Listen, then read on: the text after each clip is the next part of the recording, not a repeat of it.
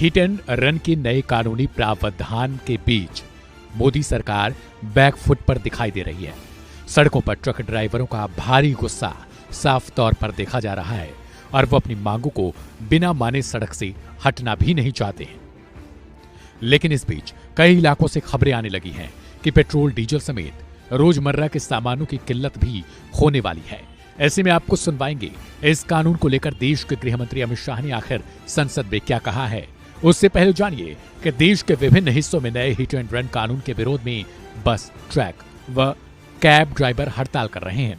मध्य प्रदेश, गुजरात, महाराष्ट्र, छत्तीसगढ़, हरियाणा व पंजाब सहित कई राज्यों में हो रही हड़ताल का असर अब सामान्य जनजीवन पर भी पड़ता हुआ दिखाई देने लगा है। पेट्रोल पंपों पर वाहनों की भारी भीड़ उमड़ पड़ी है। इस हड़ताल का असर अयोध्या में राम की प्राण प्रतिष्ठा और गणतंत्र दिवस समारोह पर भी पड़ सकता है। केंद्र सरकार इसी को लेकर इस मामले में अब सतर्क नजर आ रही है।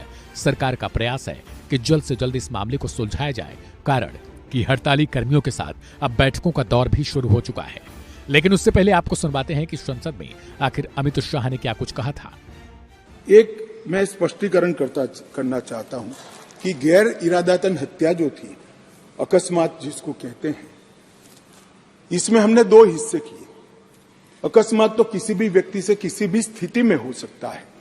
एक गाड़ी चलाता रहे एक व्यक्ति और रास्ते में कोई भी बेध्यान हुआ या कोई रश कर आ गया और अकस्मात हो गया।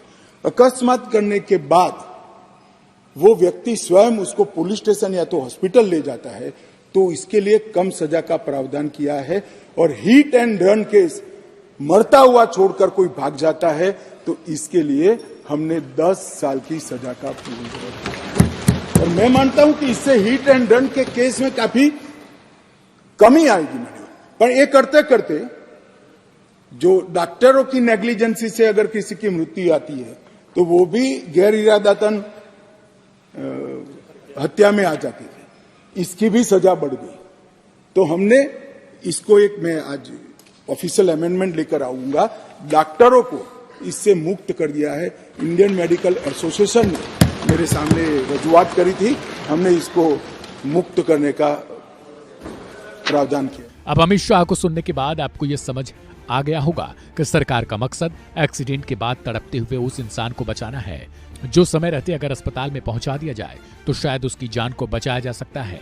बता दें कि एक रिपोर्ट के मुताबिक सड़क एक्सीडेंट में होने वाली मौतों का कारण समय पर इलाज न मिल पाना ही बताया जाता है। ऐसे में सरकार का मकसद सिर्फ इन एक्सीडेंट में भारी कटौती करना है। हालांकि सवाल तो यह भी है कि वो ड्राइवर कहां से पैसा दे पाएगा जो खुद महीने का 10,000 रुपए कमाता है और उसी से अपनी घर की जरूरतों को पूरा करता है।